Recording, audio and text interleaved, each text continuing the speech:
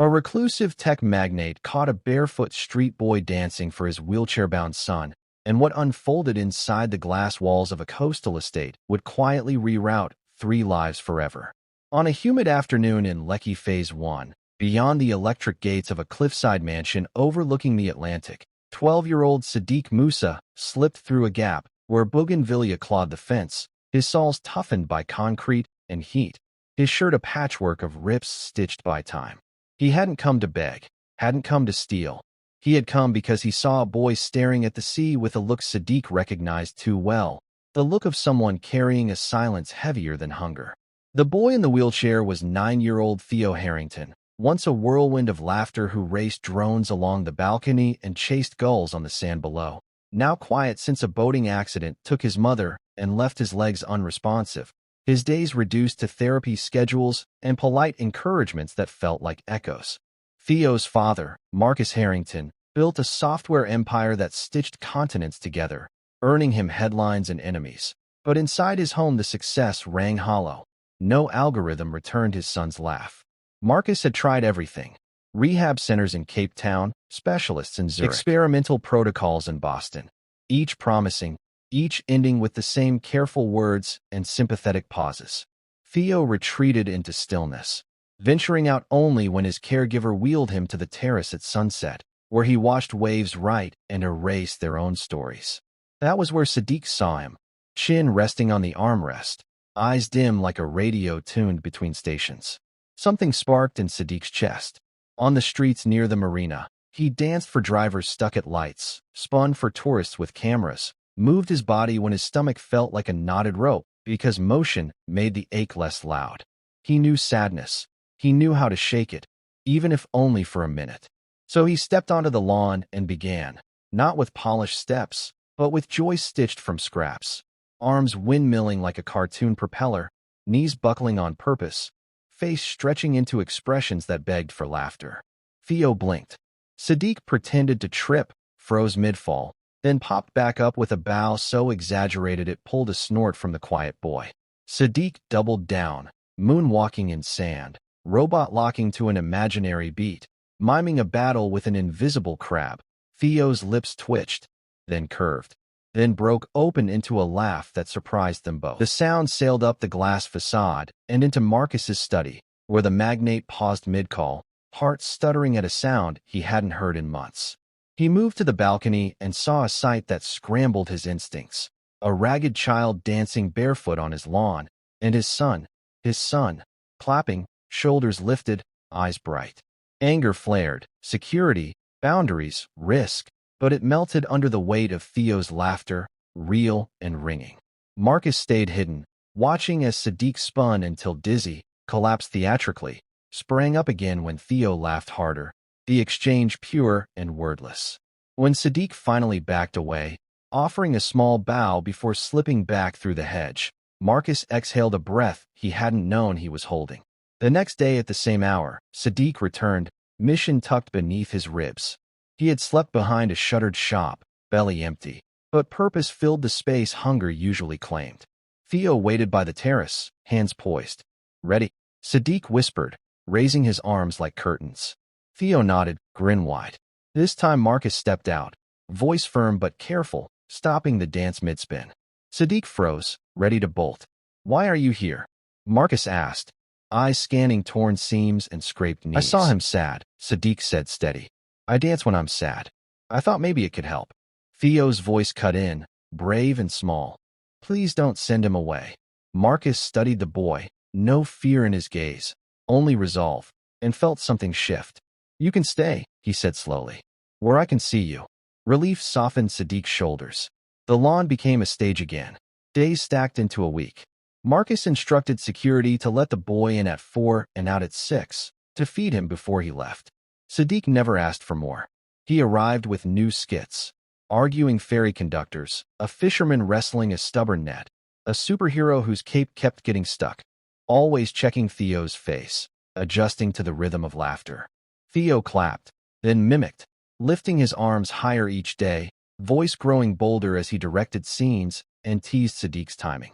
Marcus noticed the details, how Theo sat straighter, how his toes twitched when he laughed, how conversation returned to dinner like color seeping back into a photograph. A visiting neurologist raised an eyebrow at Theo's engagement, murmuring about motivation and neural pathways and the mysterious physics of joy. One late afternoon, as the sun painted the ocean copper, Theo stopped Sadiq mid-routine. "Wait," he said, breathless. He planted his hands, jaw tight. Marcus stepped forward without thinking. Sadiq whispered counts like a coach. Theo lifted. An inch, two. Held, trembled, then settled back into the chair, laughing through tears. Silence fell, sacred and stunned. Sadiq hooped, dropping to his knees. Marcus knelt too, palms shaking as he touched his son's hair. "You're brave," he said, voice breaking. They didn't call cameras or doctors. They kept the ritual. Laughter, effort, rest. At dawn one day, Marcus admitted a truth he'd dodged. Wealth had failed where kindness hadn't. He asked Sadiq to sit and tell his story. The boy spoke of a mother gone, a father vanished, nights under bridges, dancing to keep hunger from winning, to refuse invisibility. "Joy is strength," Marcus said, surprising himself. "You're not invisible here." When Theo reached for Sadiq's hand, the meaning settled. Weeks later, under a sky rinsed clean by rain, Theo pushed again, harder this time, and stood for 3 trembling seconds, the household gasping as if one body. He fell back laughing, triumphant. That night Marcus found Sadiq on the steps, small against the dark, and said the words that changed the shape of home. "You belong. You'll eat and learn and sleep safe here." News would come later, opinions would clash, but in that first quiet turning of the story, 3 lives aligned on a simple truth, that sometimes the miracle doesn't arrive in white coats or private jets, but barefoot, dancing, daring sadness to move. By the time the story leaked beyond the hedges of the Harrington estate, it had already grown legs of its own, sprinting through group chats and breakfast tables with half-truths and sharpened opinions. And Marcus felt the pressure immediately, not from strangers, but from the polished world that had always applauded his restraint. Board members called with measured concern, friends raised eyebrows behind sympathetic smiles, and advisors warned that sentimentality was expensive, that bringing a street boy into a billionaire's home invited risk, scandal, and distraction. Yet Marcus listened with a calm he had never possessed before, because each evening he watched Theo sit taller, laugh louder, and try again, and that was a metric no quarterly report could challenge. Sadiq, meanwhile, struggled quietly with belonging, and used to clean sheets that didn't itch and meals that came without negotiation, flinching at sudden movements, waking at dawn ready to run until the realization settled that no one was coming to chase him away. He learned the rhythm of the house by observation, when to speak, when to step back, how to fold his joy into respect. Yet his laughter never dimmed, and every afternoon he still danced, sometimes silly, sometimes slow, teaching Theo to feel the beat in his chest and shoulders, to count breaths like music, to believe that effort itself was progress. Therapy took on new shape as doctors leaned into what worked, blending exercises with play, turning steps into games, balance into dares, and Theo responded like a boy finally spoken to in his own language.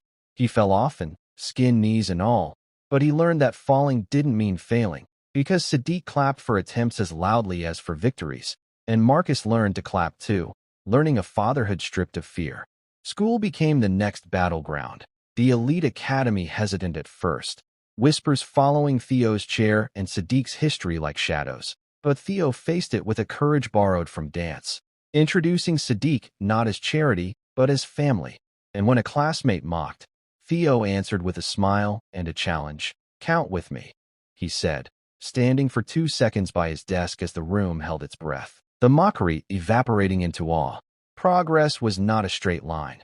There were days Theo woke heavy, legs stubborn, hope thin as paper, days Sadiq missed the raw freedom of the streets and felt caged by kindness. Days Marcus questioned whether he was forcing a miracle by believing in it too hard, but each low tide receded because the bond held, anchored by shared effort and honest talk on the terrace at dusk, where the ocean taught them patience by repeating itself without apology. The real test came when a viral clip, security footage of Sadiq's first dance, ignited the city, praise colliding with suspicion, charity boards asking questions, tabloids circling with invented motives, and a formal inquiry looming about guardianship and intent. Marcus was advised to distance himself, to frame Sadiq as a temporary project. But Theo overheard the debate and rolled into Marcus's study with a resolve that stunned the room, placing his hands on the desk and standing, just long enough, before sitting again, eyes steady as he said, "If he leaves, I stop trying. A truth as sharp as any threat." Marcus chose without hesitation, opening the estate to scrutiny, inviting social workers, therapists, and teachers to see the truth of their days, to witness the way laughter stitched effort into healing. The inquiry ended not with reprimand, but with recommendation, pathways to adoption opening where suspicion once stood. On the morning the papers were signed, Sadiq tried to dance and couldn't, emotion knotting his chest, until Theo wheeled closer and whispered, "Count with me." And they laughed through tears, grounding joy in numbers like a promise. Months passed, strength accumulating in quiet increments. Theo trading the chair for crutches on good days, steps lengthening from inches to meters, fear shrinking with each fall survived, while Sadiq learned to read, then to perform on stages that paid in applause and scholarships, his dancing refined but never polished smooth of its heart. Marcus found himself speaking differently in boardrooms, less armor, more truth, investing in programs that treated joy as infrastructure, funding spaces, where movement met healing, not as charity, but as strategy. The climax arrived without ceremony on a morning washed clean by rain. When Theo stood from his bed unaided and walked the length of the room, each step a drumbeat, Sadiq counting softly, Marcus crying openly, the house holding them like a breath. They went to the terrace where it had begun, the ocean indifferent and beautiful, and Theo danced, awkward, imperfect, triumphant, while Sadiq mirrored him. Two boys moving not away from pain but through it, and Marcus understood at last that the miracle was never the walking alone, but the way love had taught them to try together.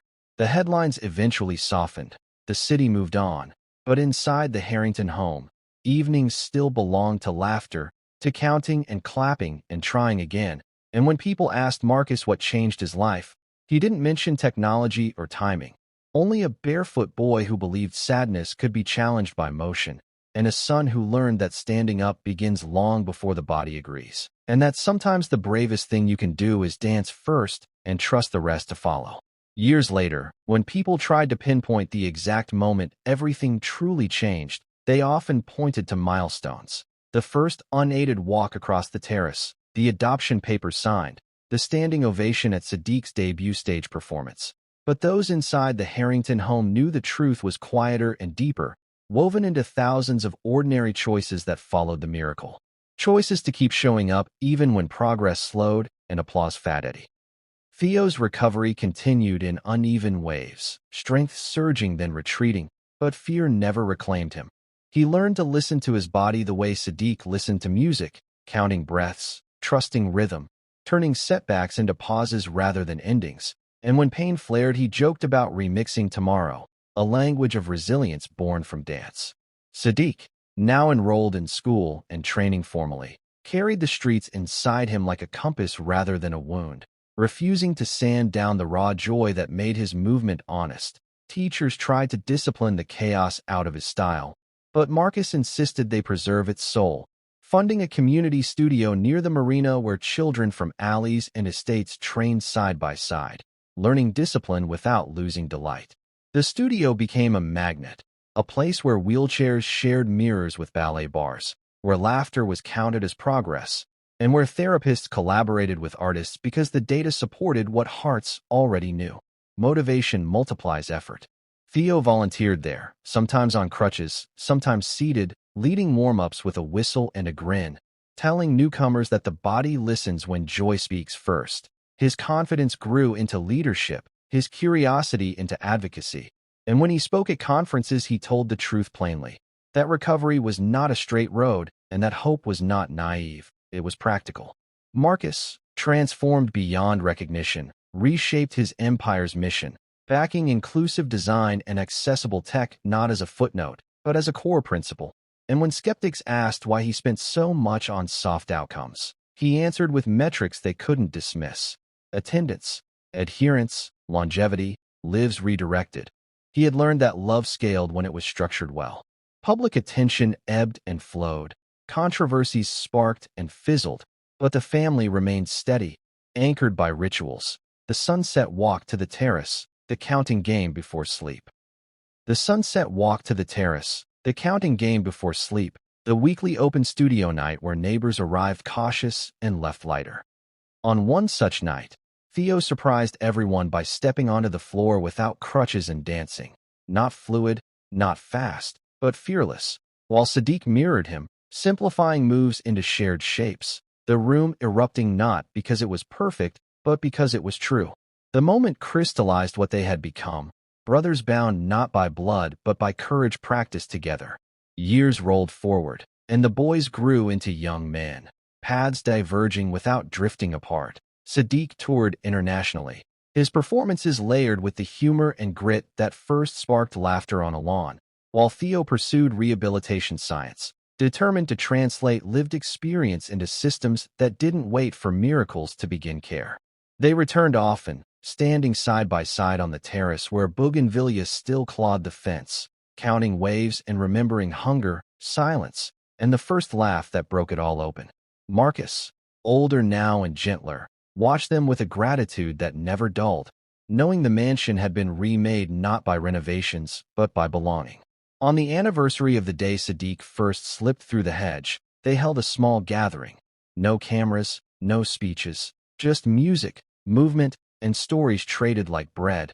Theo stood and spoke briefly, voice steady, thanking a boy who danced without asking permission and a father who learned to say yes, reminding everyone that healing often begins before it is sanctioned. When the night wound down, Sadiq and Theo danced one last time beneath the stars, imperfect and joyful, counting together as always, and Marcus understood the legacy they were building would outlast headlines. A living proof that kindness is not a detour from progress, but its engine, that joy can be taught and learned, and that sometimes the bravest blueprint is the simplest one. See the sadness, step toward it, and dance until it moves.